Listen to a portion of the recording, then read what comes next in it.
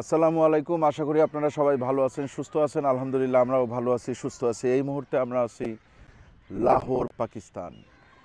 পাকিস্তানের যেই জায়গাটাতে আমরা আছি, লাহোরের এই জায়গাটা হচ্ছে আমার মনে হয় পাকিস্তানের সবচেয়ে মানে কি বলবো, গরিব যে জায়গা, হ্যাঁ, সেই জায়গাটা হচ্ছে গিয়ে এই আশেপাশের এরিয়াটা। এটা একটা নদী আছে, এই নদীটা পার হয়ে আসতে হয়। তো এইখানে আছে হচ্ছে মুঘল সাম্রাজ্যের চতুর্থ সম্রাট সম্রাট জাহাঙ্গীরের রওজা। এখানে মোটামুটি সবাই বলে হচ্ছে জাহাঙ্গীর কা মকবরা, ঠিক আছে। তো এই সাইডে আছে হচ্ছে গিয়ে জাহাঙ্গীরের কবর, এইদিকে আছে হচ্ছে জাহাঙ্গীরের ব্রাদার ইন ল, তার কবর আসিফ খান, হ্যাঁ। আর আরেকটু ওই সাইডে গেলে আছে হচ্ছে আপনার মানে একটু বাইরের দিকে চলে গেছে সেটা, সেখানে আছে হচ্ছে গিয়ে জাহাঙ্গীরের যে ওয়াইফ নূরজাহান। আমরা অনেকেই নূরজাহানের নাম জানি, কারণ নূরজাহান বেশ ক্ষমতাধর একজন মহিলা ছিলেন এবং রানী ছিলেন আর কি ওই সময়।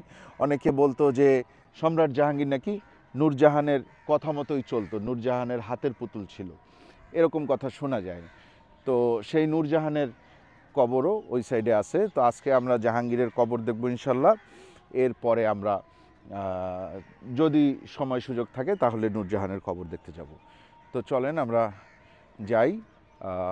একটা ব্যাপার আমি আপনাদেরকে একটু বলে রাখি, মুঘল সম্রাট যারা ছিলেন এদের এক একজনের ক্যারেক্টারিস্টিক এক এক রকম ছিল, হ্যাঁ। যেমন বাবর একরকম ছিল, হুমায়ুন একরকম ছিল, আকবর একরকম ছিল, জাহাঙ্গীরের ক্যারেক্টারের মধ্যে কি আছে, জাহাঙ্গীর প্রচণ্ড পরিমাণ মদ্যপ ছিল, মানে সে অনেক বেশি মদ্যপান করত এবং এত বেশি মদ্যপান করত তার আপনার অনেক সময় সে যখন তার কি বলে ওই যে সভা চলতো, সেই সভায় যখন যাইতো তখন দেখা যাইতো যে সেটা সে এতটাই মদ্যপ যে সে আসলে রাজসভায় ঠিকমতো নিয়ে করতে পারতেছে না, এরকম কিছু কথা শোনা যায় আর কি, হ্যাঁ। তো যাই হোক, যেমনই ছিল জাহাঙ্গীর ছিল, সে সম্রাট জাহাঙ্গীর, হ্যাঁ, মুঘল সাম্রাজ্যের একজন অন্যতম সম্রাট।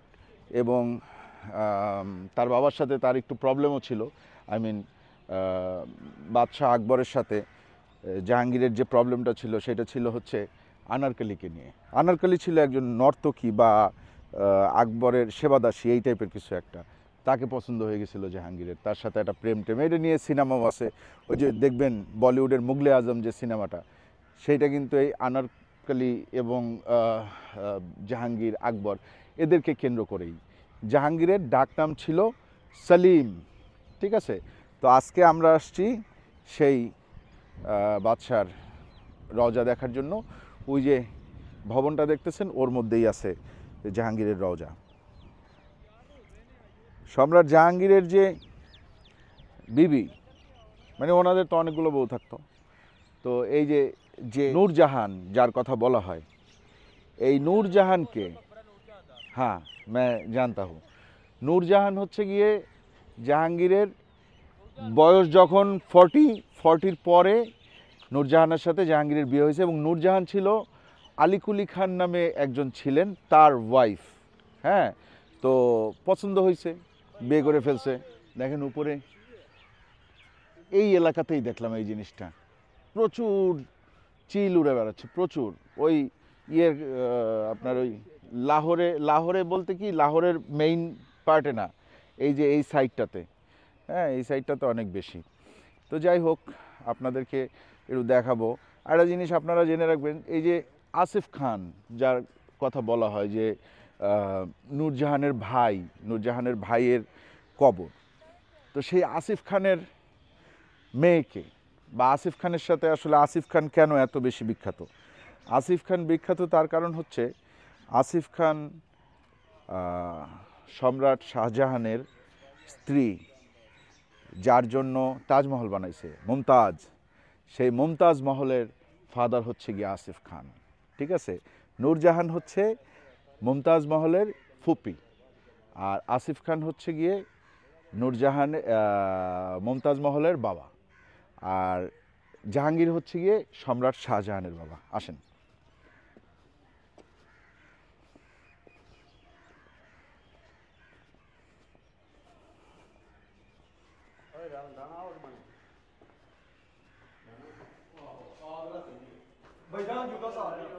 হ্যাঁ, এখানে জুতা রেখে তারপর যাইতে হবে।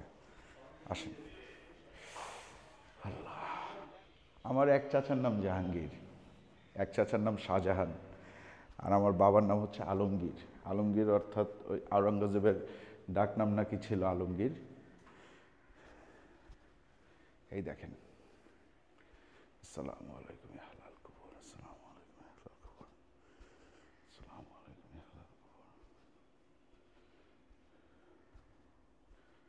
আসসালামু আলাইকুম ইয়া আহলাল কুবুর, আসসালামু আলাইকুম।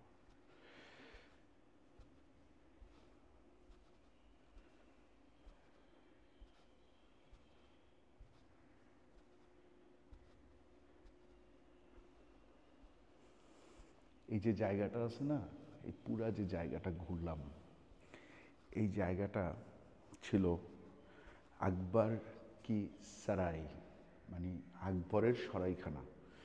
হ্যাঁ, তো আকবরের সরাইখানার 180টা কক্ষ। এই 180টা কক্ষ মানে বিভিন্ন মেহমান যদি আসতো তাহলে এটা মেহমানখানা টাইপের ছিল। তো এই জায়গাতেই পরবর্তীতে সম্রাট জাহাঙ্গীরকে সমাধিস্থ করা হয়েছে, এবং পাশেই আছে হচ্ছে আসিফ খান, এবং একটু দূরে আছে নূরজাহান। এবং একটা ব্যাপার কি জানেন, নূরজাহানকে বলা হয়তো তখনকার সময় নাকি উনি সবচেয়ে সুন্দরী নারী ছিলেন। হ্যাঁ, তো যাই হোক, আপনারা দেখলেন। আসলে পাকিস্তান এসে তো এখানে ভিজিট করা আপনাদের সবার পক্ষে সম্ভব হবে না।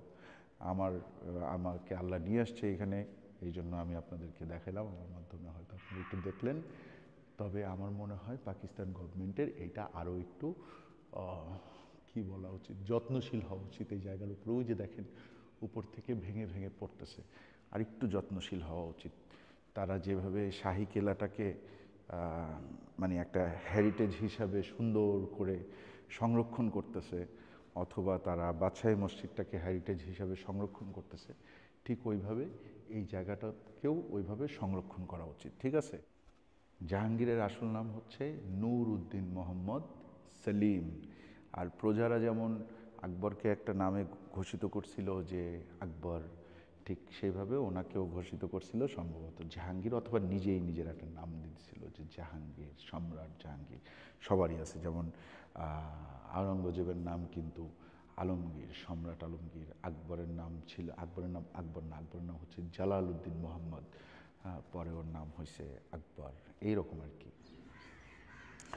দেখেন, যার কবর আমরা দেখে আসলাম ভিতরে, এই যে তখনকার দিনে তো আর ফটোগ্রাফার ছিল না যে ছবি তুলবে, বাট গুগলে এই ধরনের ছবি দেখা যায় যে চেহারার ধাঁচ কিছুটা এরকম ছিল। দেখছেন, এই হচ্ছে গিয়ে সম্রাট জাহাঙ্গীর। এইটা না, এইটা, এই যে এই যে এই যে জাহাঙ্গীর, এই যে লেখা আছে মুঘল এম্পায়ার। দেখছেন চেহারার ধাঁচ কিছুটা এই যে এই টাইপের ছিল, একটু হালকা এদিক দিয়ে একটু হালকা ফোলা, খুব একটা দাড়ি ছিল না, গোফগুলো একটু এই যে নিচের দিকে একটু হালকা বাঁকানো ছিল। হ্যাঁ, এই আর কি। চুলের সুন্দর, কি সুন্দর জুলফি ছিল।